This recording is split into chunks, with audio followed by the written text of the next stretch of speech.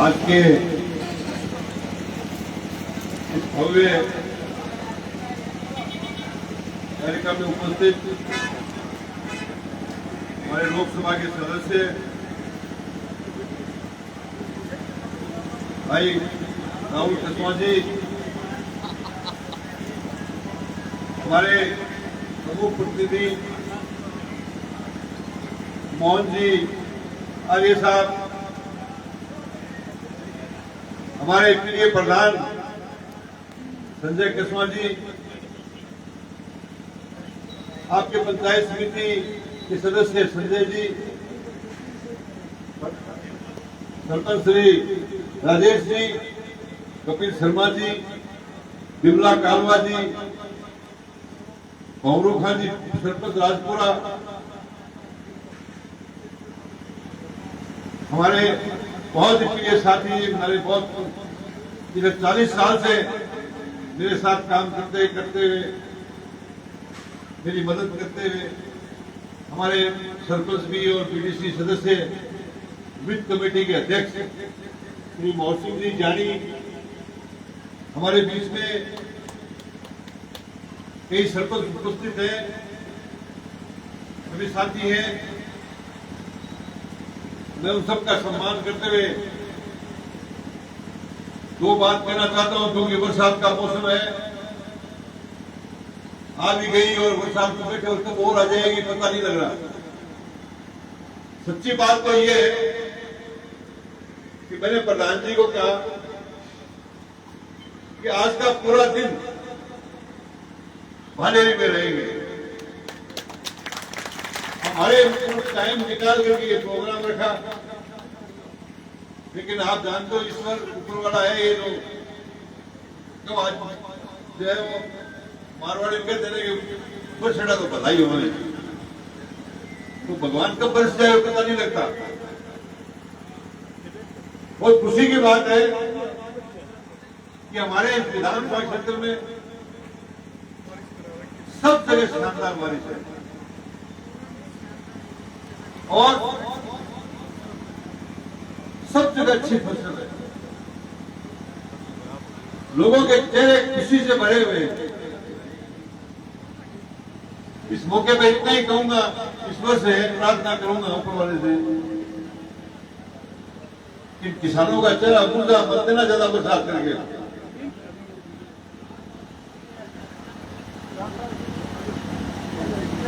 बरसात से फायदा भी होता है, बरसात से नुकसान भी होता है। आज गांव में बरसात हुई, बहुत से गांव में नुकसान हुआ, पानी से ज्यादा पानी गिर गया, गलियों में, मोहल्लों में, घरों में। सबसे आप बड़ी आफत आई गरीब की। गरीब के कच्चे घरों में पानी घुस गया, घर गिर गए, नुकसान हो गया, पशुओं का नुकसान हो गया। ये सारी चीजें हमारे शहर में भी और देहात के क्षेत्र में भी हुई है और हमने सरकार से बराबर मांग करते आ रहे हैं कि आप इनको मुआवजा दो, जो नुकसान हुआ है उसकी भरपाई करो। ये भाषण से काम चलने वाला नहीं है, आप काम करके दिखाओ। आप कहते हो कि 5 साल बनाम 1.5 साल, अरे 5 साल कहां 1.5 साल? 1.5 साल में एक काम तो गिना दो मैं कि ये काम किया है, सिवाय बहुत ही बातों के, सिवाय हवाई बातों के कुछ नहीं।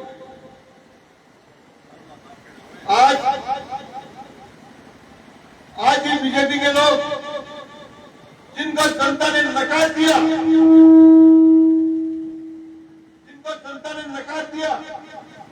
आज ढूंढते फिर रहे कि बुढ़ाइयां के कौन से काम किए हैं जिनका उद्घाटन नहीं किया वहां, और फीता काटते घूम रहे। अरे शर्म करो, अरे शर्म करो, उद्घाटन करो। हम आमंत्रित करेंगे आपको, काम करके तो दिखाओ। अरे किए हुए कामों का उद्घाटन कर रहे हो और कहते हैं जिसका राज है उसका आज है। अरे काय का राज है? राज तो आता जाता रहता है। गए 2 साल, समय आएगा लोग गांव में नहीं घुसने देंगे, गांव में नहीं घुसने देंगे। आज सिर्फ हवाई बातें करते हैं, हवाई बातों से काम करने वाला नहीं। पूरी तहसील के अंदर, पूरे विधानसभा क्षेत्र के अंदर डर का माहौल पैदा कर रखा है।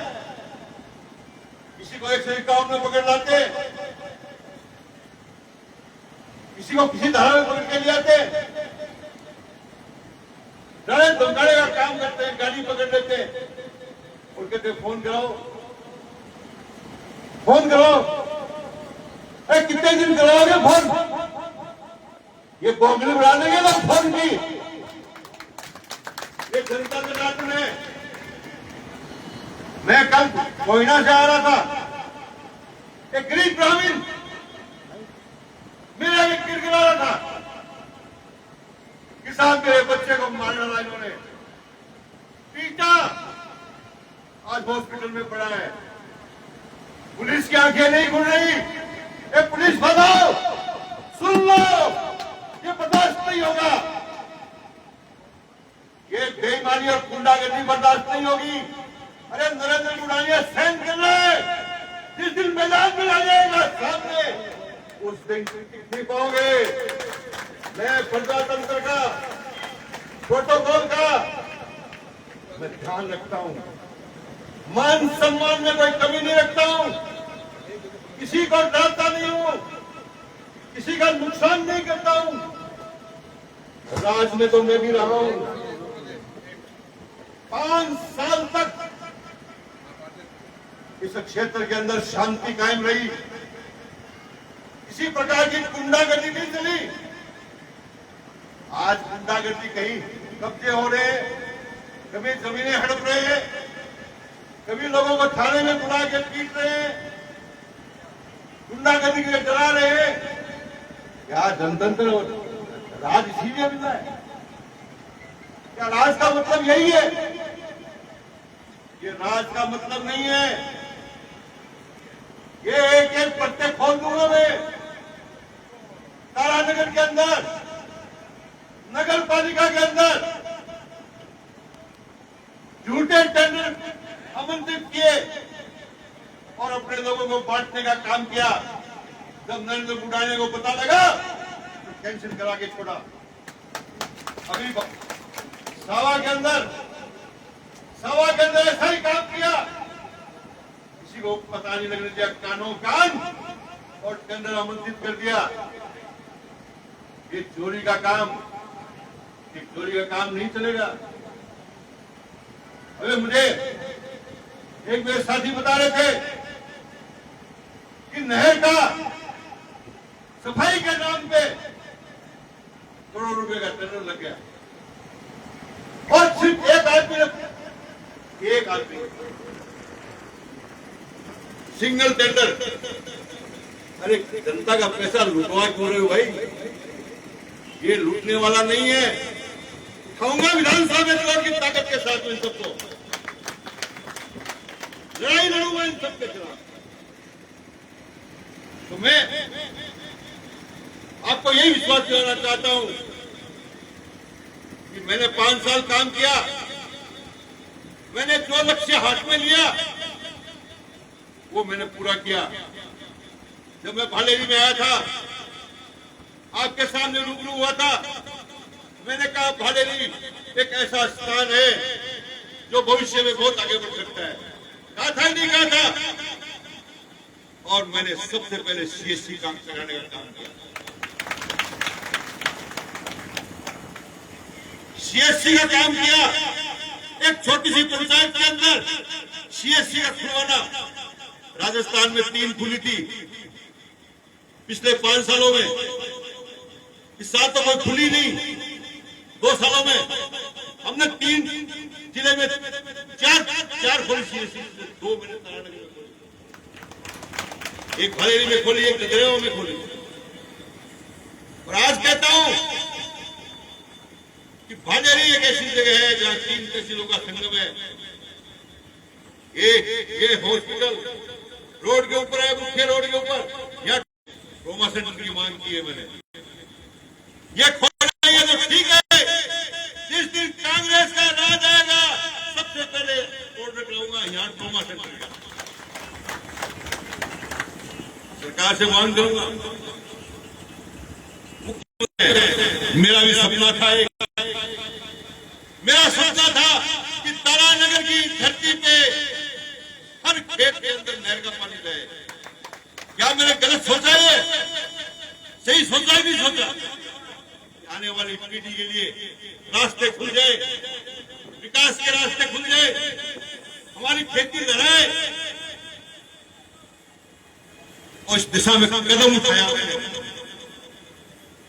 20,000 हेक्टेयर जमीन 2 साल के अंदर निर्माण किया मैंने, 2 साल के अंदर।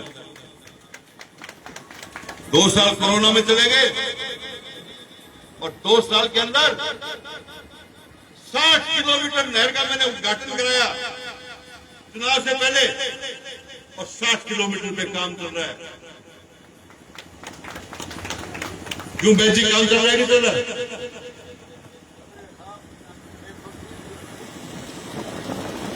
ठोक ठोक के नींद मरी हुई मेरी, रोक नहीं सकते, बस चलता तो ये रोक देते। चुनाव में कहते थे इस नहर में जो है आंकड़े उगेंगे, और मैंने कर चलती हुई नहर दिखाई, उनको देख लो। ये आंकड़े नहीं, ये किसान की आत्मा है। होती हुई बातों से काम नहीं चलता। हमने कहा स्वागत करेंगे, मैंने 20,000 हेक्टेयर जुड़वाई, आप 10,000 हेक्टेयर जुड़वा के दिखा दो। और कहता हूं मैं कि मुझे फिर मौका मिल गया 5 साल राज का, तो तारानगर के हर क्षेत्र में नहर हो गया। मेरा सपना है नहर लाने का, मेरा सपना है तारानगर को वहां पहुंचाने का जहां लोग स्वाभिमान से कहते हैं तारानगर के। साथियों, पालेरी गांव के अंदर जो मांगा वो हमने दिया आपको, जो मांगा वो दिया, चाहे वो पंचायत समिति मत से दिया हो, चाहे विधायक मत से दिया हो, और आज भी आपके लिए तैयार है। जो कहोगे वो काम होगा। प्रधान जी, जो मांगे वो दे दो।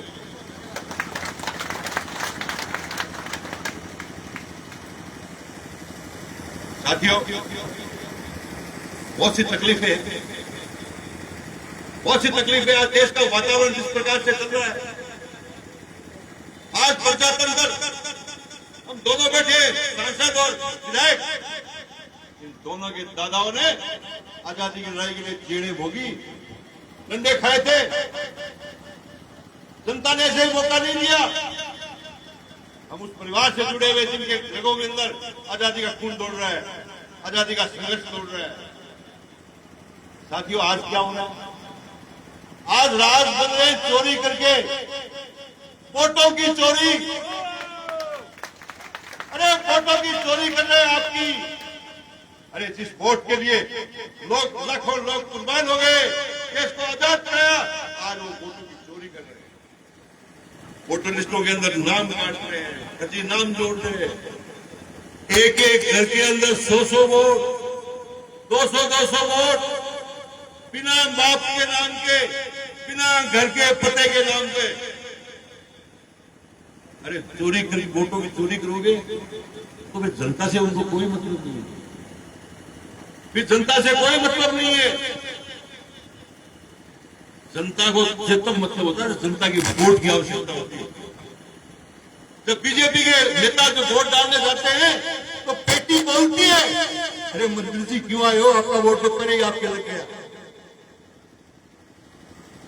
जो डाल रहे हो आपकी तो पड़ रहे हैं, मशीन चोरी कर रही है। चोरी से सावधान रहना पड़ेगा। मैं धन्यवाद देना चाहता हूं हमारे नौजवान नेता को, राहुल गांधी को, जो सड़कों पर निकल रहा है कि मेरा खून बहेगा तो खून बहेंगे, लेकिन वोट की चोरी नहीं होने दूंगा। हम भी कहना चाहते हैं, राहुल जी बढ़ो आगे, हम आपके साथ हैं, लेकिन सावधान भी रहने की आवश्यकता है। साथियों, पंचायत चुनाव आ रहे हैं, मरने जीवन का प्रश्न होगा। इतनी बड़ी लड़ाई लड़ी है आपने विधानसभा में, यदि पंचायत में कमजोरी लगती तो इनको फिर से लूटने का काम मिल जाएगा मौका। काम नहीं करेंगे, लूटने का काम। सावधान हो जाओ, मतभेद भुलाओ, एक हो जाओ, संघर्ष के लिए तैयार हो जाओ, लड़ेंगे ताकत के साथ में और इनको फिर जिताएंगे। आज राजस्थान सरकार में हेलीकॉप्टर में उड़ने का काम कर रहे हैं, कोई काम नहीं। तो यमुना का पानी लगाएंगे, फलाना पानी लगाएंगे। अरे कहां से लाओगे? देख के तो यमुना है कहां? ये पूरी बात ही करती है। मैं ज्यादा बात नहीं करके आपसे यही निवेदन करता हूं, सचेत रहो, सावधान रहो। कार्यकर्ताओं कहना चाहता हूं कि मेरे शेरों, तुमने वो लड़ाई लड़ी है, तुमने वो लड़ाई लड़ी है तो हिंदुस्तान के सुंदर अक्षरों में लिखी जाएगी। इस लड़ाई को कमजोर मत होने देना, कमजोर मत होने देना। नरेंद्र गुलालिया आपके लिए हर वक्त तैयार है, मरने को भी तैयार है, लड़ाई लड़ने को भी तैयार है, संघर्ष करने को भी तैयार है। बहुत बहुत धन्यवाद।